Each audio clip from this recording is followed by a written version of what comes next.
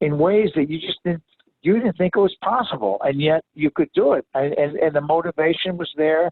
And of course, when you run, you have the cadence, and it has a rhythm, the cadence, and all this with a Marine Corps sergeant singing cadence, and it's very enjoyable. You can actually run for miles with a cadence, and everybody's in unison, and you really feel good about all that stuff.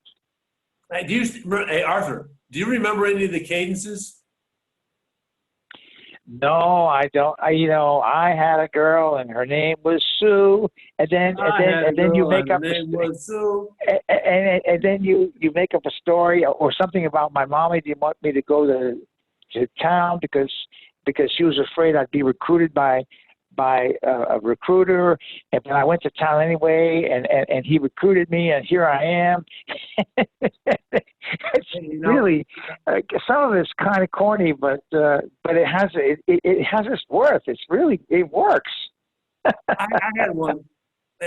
What was it? My dad was a big bad Marine. My dad was a big bad Marine. Mom, she fell for his M16. He could shoot a bear at 500 yards, but talking much wasn't in the cards. Anyway. Yeah, but they did this a lot. Yeah. They did this. And the sense of accomplishment you felt was, for example, in the firing range, when you shot the M14, the long distance, like it was 500 yards, really far away. All of a sudden, you had to either go where the targets are, and you had to bring them down. You had to put the value of the shot there, and then with a white circle, that means you got the bullseye. Red circle means something else, and then in other words, you had two teams. You had the team that was working the targets, and the team that was shooting. Right.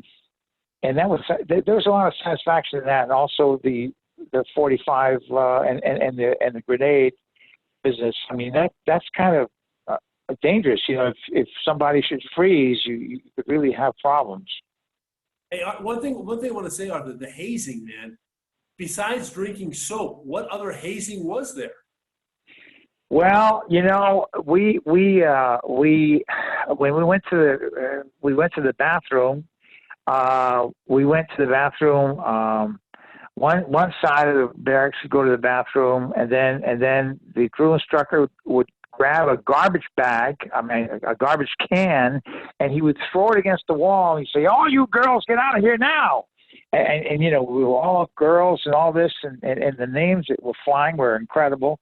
And so if you weren't finished doing what you were doing, that's it. You had to you just zip up and leave, and this is kind of but your body got used to this. You adjusted, you adapted. Everybody had to learn how to adapt to this kind of new stress situation, and it worked out.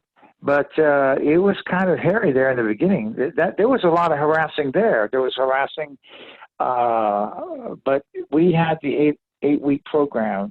They used to have the 12-week program. Now, the 12-week program, we heard horror stories where if you did something wrong, they gave you a pair of scissors, and you had to go outside and cut the lawn with the scissors.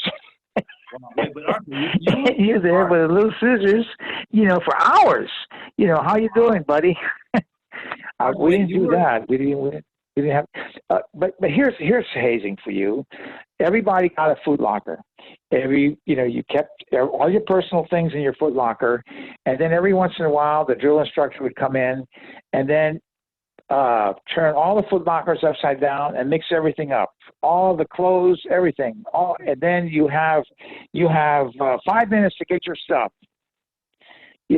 That's. You're butting heads with somebody because he's got my underwear or he's got my T-shirt, and that belongs to you. This belongs to me because we all had name tags on our things. I mean, that was a kind of hazing. Yeah. It's. I can see the value of that. Of course, you act as one unit. You become like you act as one unit, and that's very important. I think in military strategy, you have to have be able to go forward and not everybody do their thing. And Sure. so after a couple of those, believe me, Bill, we people behave better. They got better and they got sharper, and you have to really keep your boots sharp, shined, and your brass shining, and so on. Well, what can I say? Well, on the whole, you're glad you did it, right? Yeah, I am. I was. I had, that was a time in my life when I was kind of worldly type of person, and I had met this beautiful Swedish girl in New York, and she told me, her father was a general in the Swedish army, and so she said, I'll come by and pick you up for Christmas. And she did. She drove her car from New York all the way down to South Carolina.